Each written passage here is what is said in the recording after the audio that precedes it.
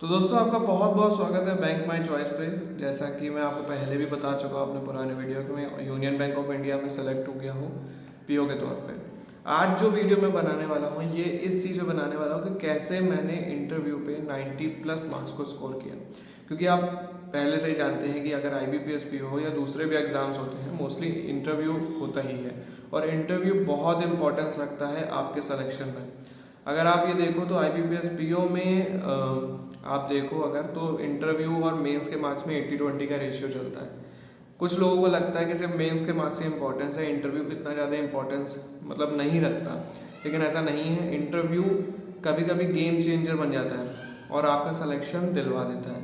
तो इसीलिए मैं आज आपको इंटरव्यू के बारे में बताने वाला हूँ कि कैसे मैंने अपने IBPS इंटरव्यू में 90+ मार्क्स स्कोर किए और अपना सिलेक्शन पक्का किया। तो दोस्तों सबसे पहले बात निकल के आती है कि कुछ चीज़ें हैं जो आपको फॉलो करनी पड़ेंगी। सबसे पहला है करंट अफेयर्स। आपको जिस दिन आपकी डेट होगी मतलब इंटरव्यू की, उससे 1 महीने पहले के सारे करंट अफेयर्स पता होने चाहिए, मतलब आपको आने चाहिए सारे करंट अफेयर्स। अब उसी में एक पॉइंट ये आता है कि जितने भी बड़े मुद्दे, जैसे हमारे टाइम पे हिंडनबर्ग चल रहा था, हिंडनबर्ग के अलावा कोई इतना बड़ा मुद्दा उस समय था नहीं, अडानी जी से रिलेटेड मुद्दा था। तो हिंडनबर्ग का मुद्दा हम लोगों से इंटरव्यू में पूछा गया, सिर्फ मुझसे ही नहीं बहुत सारे लोगों में। अब मेरा इंटरव्यू कैसा गया था, मेरा इंटरव्यू एक्सपीरियंस कैसा रहा, इसके लिए अगर आपको जानना है तो वो दूसरा वीडियो पड़ा हुआ है, आप उस पर जा करके देख सकते हो। मेरा इंटरव्यू एक्सपीरियंस वैसे काफ़ी अच्छा रहा था, लेकिन मैंने इसीलिए बताया कि करंट अफेयर्स में जो बड़े मुद्दे हैं उनको आपको गहराई से पता होना चाहिए। कि मतलब अगर वो चाहें भी आपसे कि आप मतलब वो डेप्थ में जा करके आपसे कुछ चीज़ें पूछ सके तो वो आपको आनी चाहिए।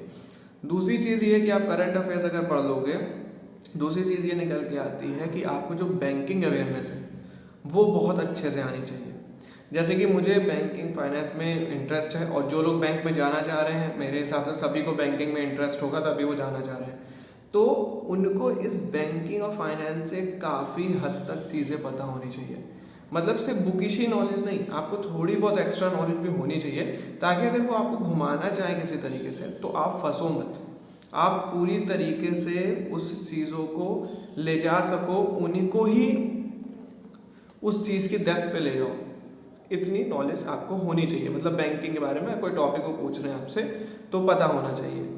तो ये 2 चीज़ें हैं जो नॉर्मली सबसे बड़ी चीज़ें हैं जो इम्पोर्टेंस रखती हैं। इसके बाद आप जहाँ से बिलोंग करते हो आपको उसके बारे में पता होना चाहिए, क्योंकि वो कभी कभी पूछ लेते हैं। आपका इंट्रो बहुत ही बेहतरीन तरीके से होना चाहिए। इंट्रो कैसा होना चाहिए कि ज़्यादातर कोशिश ये करिए कि इंटरव्यू में जब आप बताना शुरू करो तो लोग बताना शुरू करते हैं एक एक करके। कुछ लोग करते क्या है कि गड़बड़ा जाते हैं, मतलब कि वो पहले कुछ और बता दे रहे हैं, कुछ और बता दे रहे हैं, फिर कुछ और। ऐसा नहीं है, आपको एक लाइन में चलना है। जैसे मान लीजिए आप बताना चाहते हो कि आपने मतलब अपनी स्कूलिंग यहाँ से करी है, 12th यहाँ से किया है, तो इसी लाइन से चलिए एकदम। मतलब आपको एक लाइन बनानी है कि सबसे पहले मैंने 10th यहाँ से किया, 12th यहाँ से किया है, फिर उसके बाद मैंने जो अपनी ग्रेजुएशन यहाँ से करी, अगर पोस्ट ग्रेजुएशन किया तो फिर मैंने यहाँ से किया है।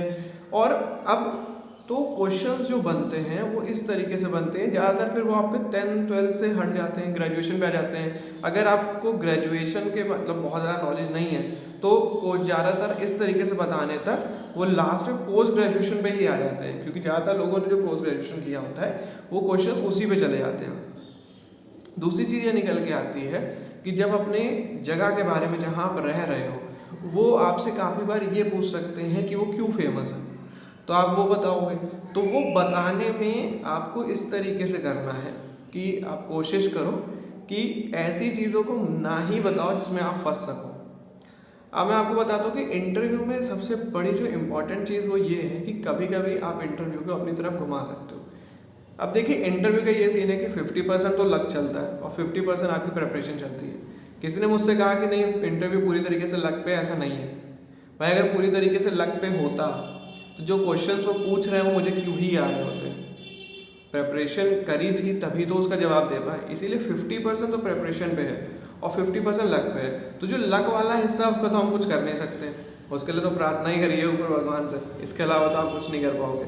लेकिन जो 50% प्रिपरेशन वाला पार्ट है वो आप कर सकते हो, वो आपका स्ट्रांग होना चाहिए। आप अपना इंट्रो बहुत ही बेहतरीन तरीके से बनाइए, आप लिखिए, आपको खुद 4-5 पढ़ने के बाद मतलब आपको समझ में आ जाएगा कि इससे क्या क्या क्वेश्चंस निकल सकते हैं। इंट्रो तैयार करिए। दूसरी चीज़ आप ये निकाल के लाइए कि अगर आपसे अगला क्वेश्चन ये आता है कि आप कहाँ रहते हो, तो आपको उस जगह के बारे में बताना पड़ेगा। तो उससे 2 तरीके क्वेश्चन बनते हैं, या फिर ये कि मैं अगर वहाँ पे आता हूँ तो मुझे कहाँ कहाँ घूमना चाहिए, या फिर ये कि आपका जो जगह है वो किस चीज़ के लिए फेमस है। तो अब आप जो चीज़ें बताओगे, कोशिश करो ऐसी चीज़ों को ना ही बताओ जिसमें आपको लगता है कि अगर इसके डेप्थ पे इन्होंने कुछ भी एक्स्ट्रा पूछा तो मैं नहीं बता पाऊंगा या बता पाऊंगी, तो उस चीज़ को इग्नोर करिए, उस चीज़ को मत ही बताइए तो ज़्यादा अच्छा रहेगा। अब तो ये तो बात हो गई कि इंटरव्यू में क्या क्या चीज़ें आप प्रिपेयर करोगे। अब मैं बताता हूँ कि जो स्ट्रेटजीज़ और ये हैं, तो दूसरी चीज़ ये आ रही है कि बहुत ही इम्पॉर्टेंट है ये चीज़ कि आप इंटरव्यू को कैसे घुमाते हो, क्योंकि हर इंसान को हर सब चीज़ें आ नहीं सकती, जो कि बहुत ही कॉमन सी बात है। तो आपको इंटरव्यू में कोशिश ये करनी है कि इंटरव्यूअर उस तरफ चला जाए जहां आप उसे ले जाना चाहते हो। तो इस तरीके की चीज़ों में होना क्या चाहिए कि जब आपसे कोई भी क्वेश्चन ऐसा पूछा जाए जो आपके इंटरेस्ट में आ रहा है, मतलब मेरी बात को समझने की कोशिश करिएगा, आपको किसी भी चीज़ में इंटरेस्ट हो सकता है कि आपको मतलब आपके ग्रेजुएशन सब्जेक्ट्स में इंपॉर्टेंट हो, या मतलब बहुत ज़्यादा अच्छे लगते हों, या हो सकता है पोस्ट ग्रेजुएशन के सब्जेक्ट अच्छे लगते हों। जैसे मुझे स्टॉक मार्केट थोड़ा सा पसंद था, तो जब उन्होंने मुझसे हिंडनबर्ग के बारे में पूछा तो मैंने उन्हें हिंडनबर्ग इतनी डेप्थ से बताया है कि उनको ये चीज़, उसके अंदर काफ़ी सारी ऐसी चीज़ें मिल गई जो वो पूछ सकते थे।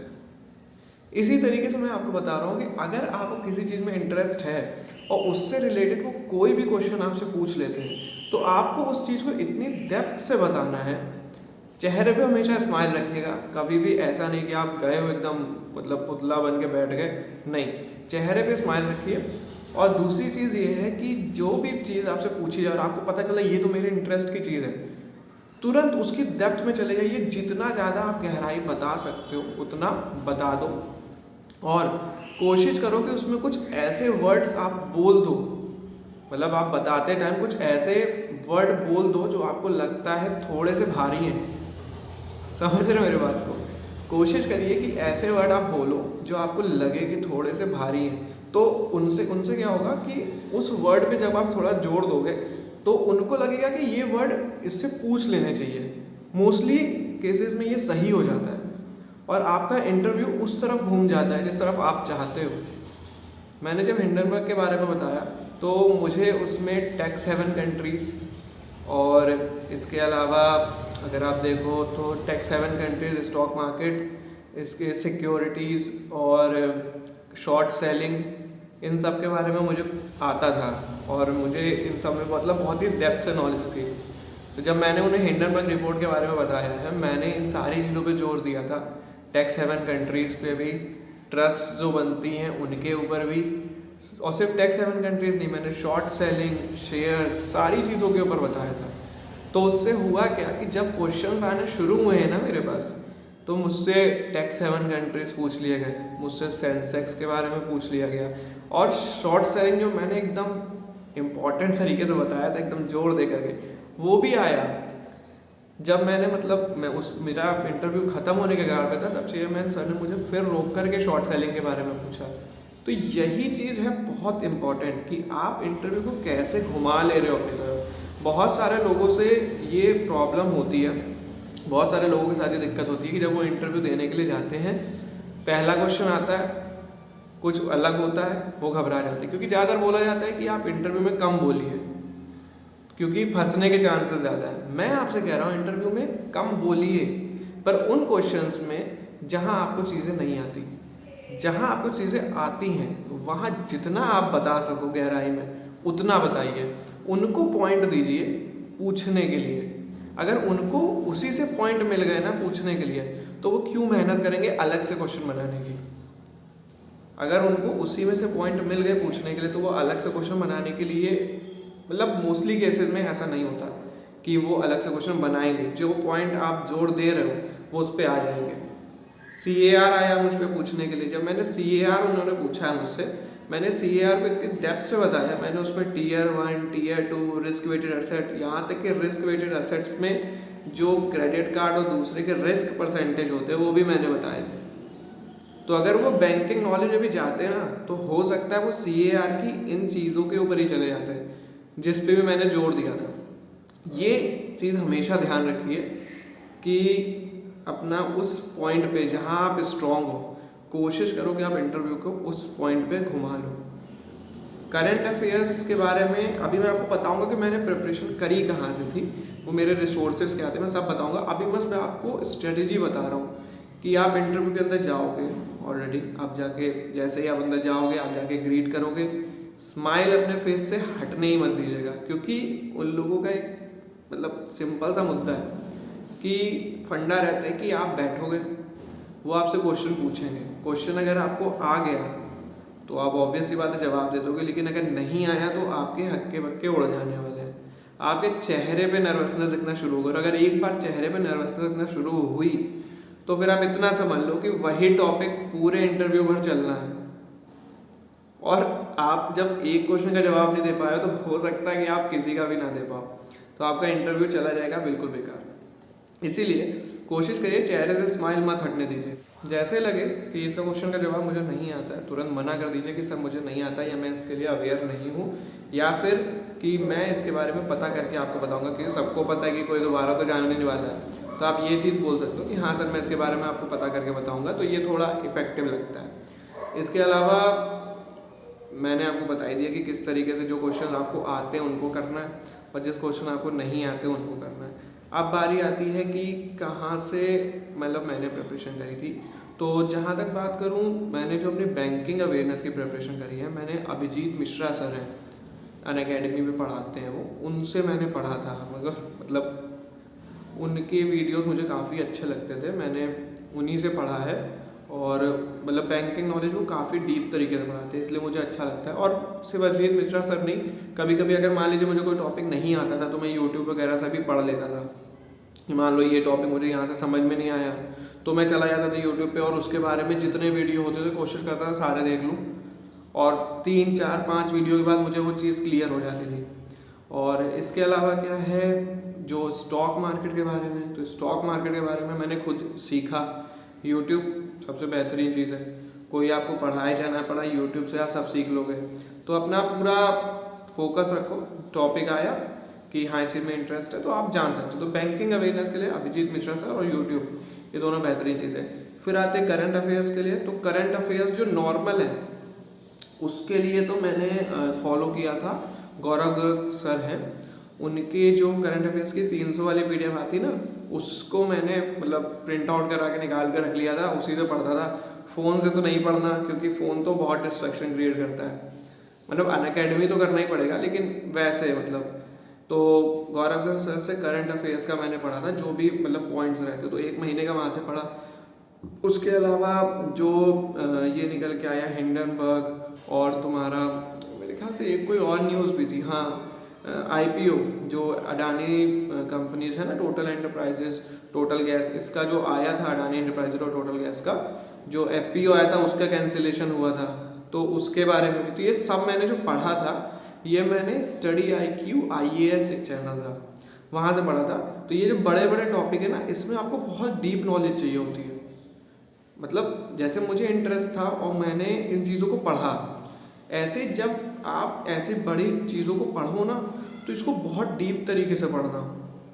मतलब आप स्टडी IQ से IAS से पढ़ लो, कोई दूसरा चैनल मिल जाए तो डीप तरीके से पढ़ लो, उसकी हर एक चीज़ को जान लेना। तो अगर कभी आपसे ये पूछ लिया गया कि ये इसके बारे में आप जानते हो, कि करंट अफेयर्स में पूछे तो जाएंगे, तो इस बारे में जानते हो, आप उनके सामने ऐसा खोल के रखना ना कि वो खुद बोलें कि हाँ इसी में से उठा लेते हैं। तो ये चीज़ आपको करनी है। तो स्टडी IQ IAS से मैंने करंट अफेयर्स के बड़े बड़े टॉपिक पढ़े थे, जिसमें एकदम एक्सप्लेन करके पढ़ाया गया। और जो करंट अफेयर्स की नॉर्मल करंट अफेयर्स है वो पॉइंट्स मैंने पढ़े थे गौरव गर्ग सर की जो 300 वाली PDF आती है उससे। और जो मैंने बैंकिंग अवेयरनेस पढ़ा है, बैंकिंग और फाइनेंशियल अवेयरनेस आप कह सकते हो एक तरीके से, तो वो यूट्यूब और अभिजीत मिश्रा सर से पढ़ा है। बाकी जो अपने जगह के बारे में जानना और ये सब तो आप नॉर्मल सी बात है, गूगल या कहीं से भी यूट्यूब वगैरह से निकालोगे तो आप समझ जाओगे। तो अब वीडियो तो बहुत लंबी हो चुकी है पर बताना भी ज़रूरी था, क्योंकि अगर मैं छोटी छोटी चीज़ें बता दूंगा तो डाउट आप ही को आएंगे, इसीलिए मैंने पूरा एक्सप्लेन करके बताया। क्योंकि बहुत सारे लोगों को ये लगता है ना कि इंटरव्यू इतना इम्पोर्टेंट नहीं है, लेकिन इतना समझ लीजिए कि इंटरव्यू एक आखिरी तीर जैसा होता है जो आपके तरकश में पड़ा हुआ है। आप जब तक वो है तब तक हार मत मानो, लगे रहो, क्योंकि मेन से मार्क्स भले ही कम क्यों ना आ गए हो, इंटरव्यू आपको तब भी बचा सकता है। कैलकुलेशन वीडियो आपको कहीं भी मिल जाएंगे, कैसे कितने मार्क्स से आपको इंटरव्यू में कितने चाहिए, बिल्कुल ठीक है, लेकिन इंटरव्यू आपको लास्ट टाइम भी बचा सकता है। इसलिए इंटरव्यू में बहुत ध्यान दो। आपको क्यों नहीं बताए जाते कभी मार्क्स मेंस के? क्योंकि मुझे तो ये लगता है इसलिए नहीं बताए जाते ताकि बच्चा अगर मेंस के मार्क्स देख लेता है ना तो उसका यही निकल जाता है कि अरे यार इतने कम आए हैं, अब तो होना ही नहीं है, तो वो इंटरव्यू प्रिपेयर ही नहीं करता है। जबकि इंटरव्यू कितना इंपॉर्टेंट है आप खुद जानते हो। इसलिए मेंस के मार्क्स मुझे तो लगता है इसी कारण दिखाए ही नहीं जाते। जब आप इंटरव्यू दे के आ जाते हो तब आपको पता चलता है कि अब ये मेरे मेंस के मार्क्स हैं, और तब तक हार मानने की कोई ज़रूरत नहीं जब तक इंटरव्यू आपके पास है। आप इंटरव्यू अपनी तरफ से घुमा सकते हो। 80% चांसेस ऐसे होते हैं कि लोग इंटरव्यू अपनी तरफ से घुमा लेते हैं, 20% चांसेस पे नहीं घुमा पाते। जैसे मेरा एक फ्रेंड था, वो गया और उसने जाते ही जाते जब बातचीत करी, ग्रेजुएशन सब्जेक्ट्स की बात आई, उसने अपना इंट्रो दिया। इंट्रो में उसने लास्ट चीज़ बताई अपनी ग्रेजुएशन के बारे में। तो जैसे ग्रेजुएशन के बारे में आया, उन्होंने ग्रेजुएशन से रिलेटेड क्वेश्चन पूछा। जो चीज़ मैंने आपको बताई वही चीज़ गलती उसने कर दी। उसने जैसे ही पूछा गया, उसने सॉरी सर बोल के मना किया, लेकिन उसके चेहरे की हवाइयाँ उड़ गई। अब वो चेहरे की हवाइयाँ उड़ने से वो समझ गया कि इसी पे इसको ऐसे तैसे करते हैं। उन्होंने फिर उससे क्वेश्चन पूछना शुरू किया। तो एक में जब आदमी की हालत इतनी ख़राब है तो सोच लो अगर 4-5 आ गए तो क्या होगा।